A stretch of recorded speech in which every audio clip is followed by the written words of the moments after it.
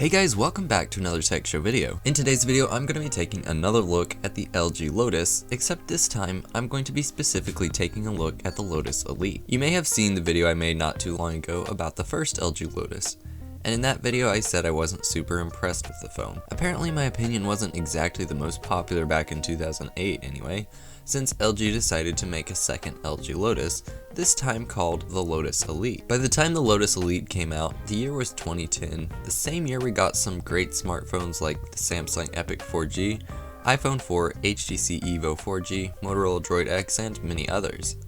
2010 was a great year for smartphones, and LG was a trusted electronics company that was known for making some great cell phones. So it'd be crazy for them to reboot the Lotus without making it run some kind of smartphone software, right? Well, that's exactly what they did, and in fact the software it's running is pretty much identical to what the original Lotus was running. There are of course some slight additions like the social media buttons on the home screen, but really it's more or less the exact same thing. What did change, however, was the hardware. The whole body was redesigned with more rounded edges and is just overall slightly larger and more substantial feeling. The hinge was also redesigned to give it a much more smoother and satisfying flip, which I can always appreciate. One kind of confusing design choice here is that the Lotus Elite is only available in either black or red, while the previous Lotus had black, red, and a purple color option. I can only assume they were just trying to cut costs here, otherwise it really wouldn't make any sense to offer the phone with less color options than before. And if you look closely, this paint design looks way less quality than the one on the original Lotus. Again, probably a cost-cutting measure, but it just looks really dull and cheap. But whatever, I prefer the black one anyway, so it's not really an issue for me. But getting back to the redesigned LG Lotus, I've got to talk about the new front display on the Elite. Instead of the tiny 1.3-inch display and physical media buttons like you'd get with the original Lotus, the Lotus Elite has a new 2.4-inch touchscreen display with no physical buttons on the front of the device. Media playback is now controlled on the touchscreen.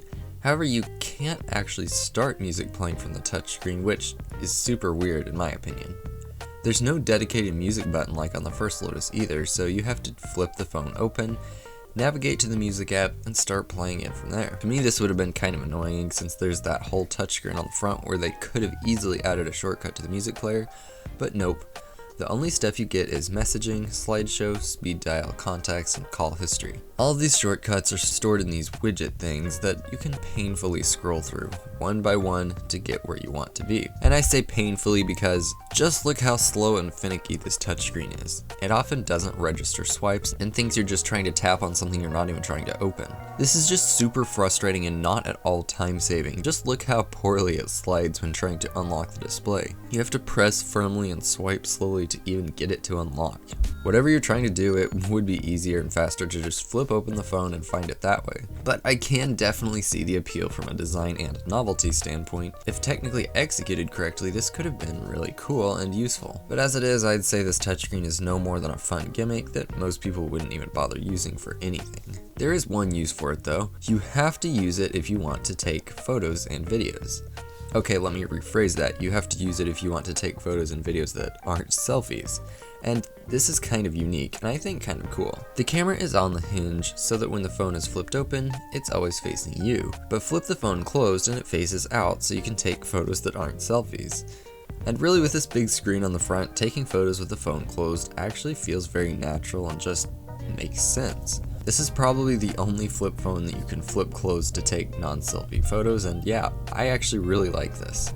The camera itself is nothing too impressive though. It's the exact same 2-megapixel camera from the first Lotus, which as I mentioned in the video about the first Lotus isn't all that great. When they made the first Lotus, this camera would have been pretty normal stuff, but by 2010, phone cameras were improving, and this thing kind of feels outdated even for 2010 standards. But to quote myself from the first LG Lotus video, subjects in the photos are generally sharp and well exposed, you just miss out on some nice things like autofocus. It's really neither impressive nor disappointing, it's just a typical 2-megapixel cell phone camera. I've been mainly talking about the outside of this phone up until this point, so now it's time to talk about the inside because this is where you'll find one of the main selling points for this device. The full physical keyboard. The LG Lotus is one of the only vertically flipping phones in which you'll find a full keyboard, so people who wanted a flip phone and a keyboard really had few options. The BlackBerry Pearl Flip was an option, but it was already pretty outdated and the BlackBerry style wouldn't be released for several more months. so the LG Lotus kind of had dominance in that area. Unfortunately though, the keyboard on the Lotus Elite is really tiny and not super satisfying or clicky.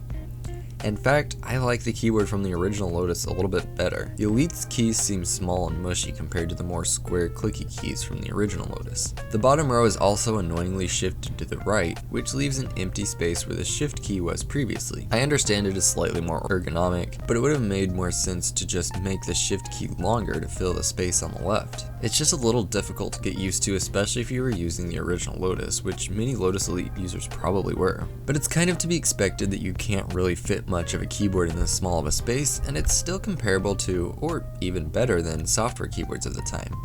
And of course, it's just a lot more fun to use. So to summarize, this phone is kinda cool, but feels too outdated, and I don't mean outdated by 2023 standards, I mean outdated by 2010 standards.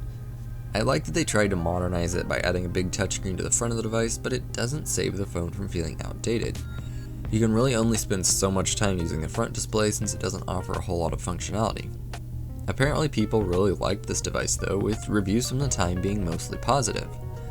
I think what most people liked about the phone was that it isn't a smartphone and they just wanted something simple, but kind of fancy at the same time. It also only cost a penny shy of $100, so affordability was also probably a big factor. Anyway, it's been fun playing with these old Lotuses. The Lotus Elite is not much of an improvement over the original Lotus, but at least it has the fun touchscreen. I could definitely see myself using this thing back then, but getting bored of it really fast because it doesn't have all the fun stuff iOS and Android has. On one hand, this was a missed opportunity as Android was very much a big thing at this point, but LG opted to go with old, outdated software with very few features.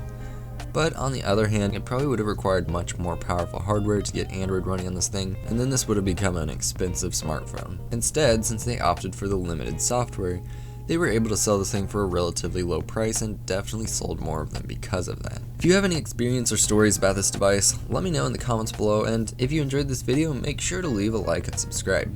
Thank you so much for watching. I'll see you in the next video.